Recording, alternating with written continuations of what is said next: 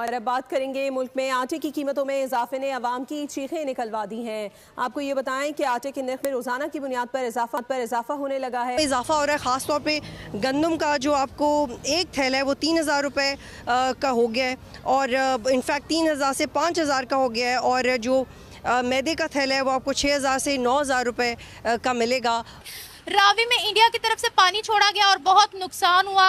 Eastern Punjab पूरा का पूरा इस वक्त डूबा हुआ है। पाकिस्तान इस वक्त सैलाब से जूझ रहा है। 2 मिलियन से ज़्यादा लोग इस वक्त सैलाब से इफेक्टेड है। बहुत सी बस्तियां डूब चुकी हैं। बहुत से आसपास के गांव जो दरिया के पास लगते हैं वो एरियाज बहुत ज़्यादा इफेक्टेड है। उसी में खबर सामने आ रही है कि दरियाए सतलुज में भी इस वक्त बहुत ज़्यादा सैलाब आया है जो कि रेलवे लाइन तक पहुँच गया। ट्रेन तक वहाँ पर पानी पहुँच गया। ट्रेन सर्विसेज को मुअत्तल कर दिया गया, सस्पेंड कर दिया गया। मुल्क में जब भी कोई सैलाब आए, कोई भी बारिश ज्यादा हो जाए, कुछ भी भूकंप आ जाए, हीट वेव आ जाए, या जैसे हम कहते हैं ना कई बार इतनी हीट वेव पड़ी पाकिस्तान में पिछले 2 सालों से कि अनाज जो है वो गेहूं का दाना छोटा हुआ, अलग अलग प्रकार की चीजें हुई।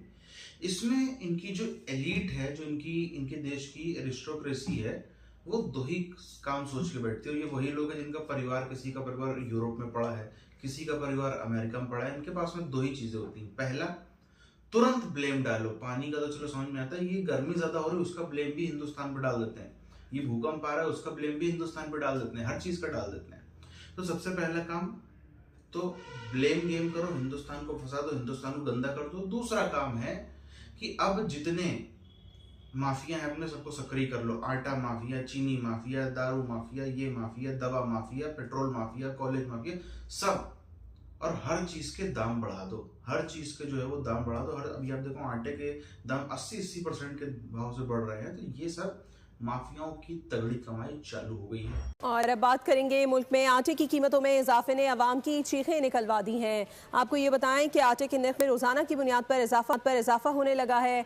कराची में आटा 30 रुपये फी किलो महंगा हो गया। लाहौर, कोयटा, पेशावर, सक्खर और फैसलाबाद में भी आटे की कीमतें आसमान को छू गईं।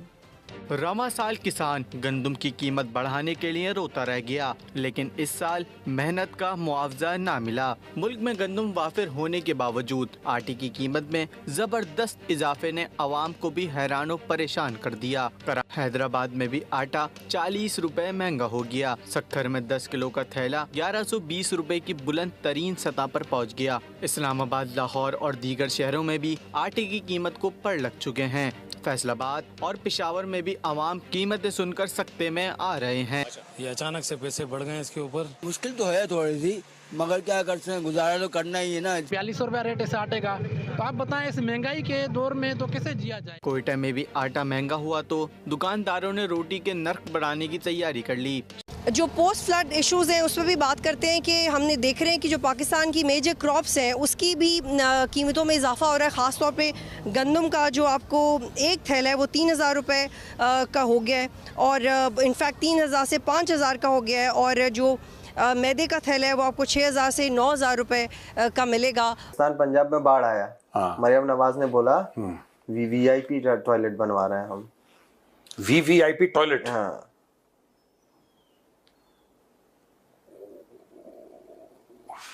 मेरे मन में तो कुछ हो रहा है, मैं बोलूं लेकिन मैं बोल नहीं पा रहा हूं अभी। भाई मेरे मन में भी आ रहा है लेकिन मैं छोड़ देता हूँ। मतलब मैडम वीवीआईपी, ये कि वीवीआईपी टॉयलेट की क्या खासियत, उसमें अपने आप हो जाता है? उसमें यूर बैड, इसके काटो जरा 5 नंबर। कैसी हरकतें हाथ से कर, he is a dirty boy. Mobile toilet लगाया मैडम। वीवीआईपी मोबाइल टॉयलेट क्या? आपने गाड़ी के ऊपर टॉयलेट रखा, आप जाइए, आप बैठिए सिंहासन पे, तब तक गाड़ी गोल गोल आपको घुमाएगी, वो मोबाइल टॉयलेट है, वही होगा।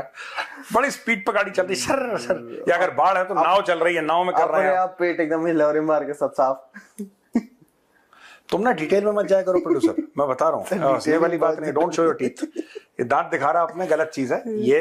पर एक है बाढ़ आ रही है तो नाव में देखो, नाव मोटर बोट है, मोटर बोट के ऊपर टॉयलेट है, ठीक है, और आप अपना आराम से नाव के ऊपर बैठे। ये वीवीआईपी फील इमोशन है। मरीन नवाज साहिबा के अपने अकाउंट से एक तस्वीर पोस्ट होगी कि हमने ये स्टेट ऑफ द आर्ट किस्म के मेक शिफ्ट जो टॉयलेट्स होते हैं, बाथरूम होते हैं, उनको बनाया है वहाँ पे दरियाफ्त की, बाकी जो सैलाब या सदकान है उनके लिए। तो उसके ऊपर एक्स की अपनी जो एक स्क्रीनिंग प्रोसेस होता है, उसके अंदर हिस्टोरिकली उसने देख लिया कि ये पुलिस तस्वीर भी पुरानी थी और ये पर्टिकुलर जो तस्वीर है ये शायद OLX जो एक मतलब आपका ऑनलाइन ई-कॉमर्स वेबसाइट है वहाँ से ली गई है। रावी में इंडिया की तरफ से पानी छोड़ा गया और बहुत नुकसान हुआ।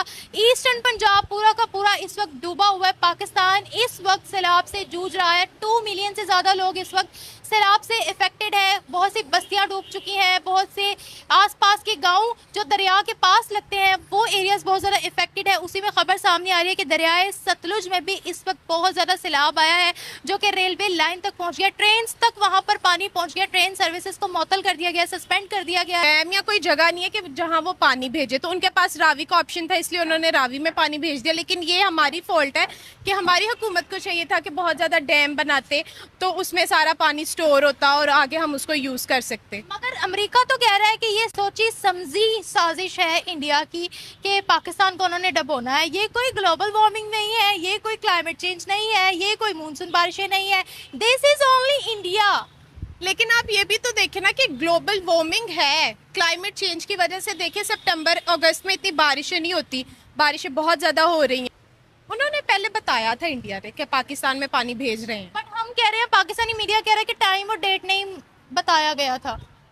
टाइम और डेट आप ये भी तो देखा, वो पानी है उस पर किसका कंट्रोल है? वो तो नहीं ना कोई कंट्रोल कर सकता। पानी ने हर जगह अपना रास्ता बना लेना और पानी ने आ जाना है। और इंडिया कह रहा है कि हमने ह्यूमैनिटेरियन बेसिस पे पाकिस्तान को अलर्ट जारी कर दिया था कि भाई अपना देख लो, अपना देख लो। लेकिन ये है कि जब इंडिया में थोड़े ही अब अगर ऐसे हालात हुए थे तो इंडिया को इन्फॉर्म करना चाहिए था और हमारी हुकूमत को भी स्टेप्स लेने चाहिए थे कि वो किस तरह लोगों को रेस्क्यू करे और सारा करते।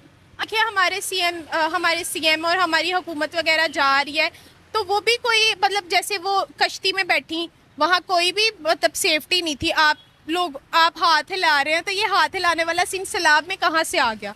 आप जाते, आप लोगों के साथ टाइम स्पेंड करते, आप वहाँ इतने महंगे जोड़े पहन के जा रहे हो, अपनी घड़ियाँ जाके शो ऑफ करा रहे हो और वो सिर्फ आप ये है कि आप अपने PR दिखा रहे हो, आप सोशल मीडिया के लिए अपना कंटेंट बना रहे हो, जैसे पोस्ट कर रहे हो सारे टिकटॉक्स वगैरह। जो भी पाकिस्तान में हो रहा है, फ्लड्स आ रहे हैं, हमारी फसल इतनी ज़्यादा तबाह हो रही है। पहले तो दुबई के ज़रिए हम टमाटर प्याज इंडिया से मंगवा ले लेते थे, अब हमारी अपनी भी जो फसल है वो इतनी ज़्यादा तबाह हो रही है। और इसका फ़ायदा क्या इंडिया को कोई हो सकता है आपको? हाँ, मज़ीद फ्लड आ सकता है। फ़ायदा इंडिया को यही है कि जैसे हम इंडिया से मंगवाते थे, हमारी अपनी फसल जो थोड़ी बहुत भी थी वो भी सारी तबाह होगी, तो हम इंडिया से और ज़्यादा मंगवाएंगे तो वो इंडिया को ही फ़ायदा है। हाँ, इंडिया को ही फ़ायदा है। अच्छा, मतलब हमारा नुकसान है। हाँ, हमारा बहुत बड़ा नुकसान है क्योंकि देखिए अगर कोई भी विलेज वाली साइड है, सारी जगह तो तबाह हो रही है तो हमारा नुकसान ही नुकसान है। सारी फसलें तबाह हो गई हैं, कुछ बारिश की वजह से, कुछ सैलाब की वजह। जो पाकिस्तान का पंजाब, वेस्टर्न पंजाब आज इस तरह से महंगा आटा खरीदने पर मजबूर है, जो आज इस तरह से महंगा दाम उसके डबल पे डबल हुए जा रहे हैं। सिर्फ इस सैलाब में उसके दाम जो है वो ऑलमोस्ट 80% के आसपास बढ़ गए, डबल ही मान सकते हैं इसको। ये वही हिस्सा है जो जब हिंदुस्तान से अलग हुआ था, जब ये वेस्ट पंजाब पाकिस्तान में चला गया था, तब हिंदुस्तान में ऐसा अकाल पड़ा अनाज का कि शास्त्री जी के समय तक जो है, शास्त्री जी तक कहते थे कि भाई आप सोमवार को उपवास रखिए, सोमवार को व्रत रखिए। जनता के बीच में ये बातें करते थे।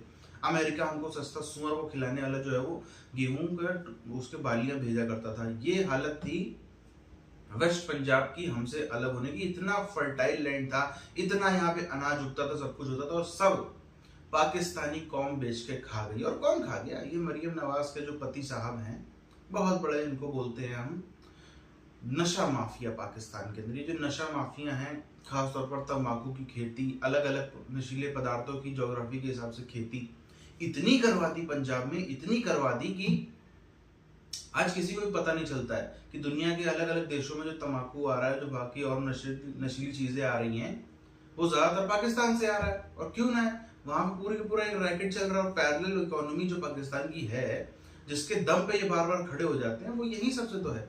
लेकिन बात वही कि इसका फायदा सिर्फ और सिर्फ कुछ गिने चुने परिवार हैं जो उठा रहे हैं। बाकी की जो इनकी जनता है वो तो वही भूखमरी में जी रही है, जिसमें पहले जी रही थी उसी में आज भी जी रही है।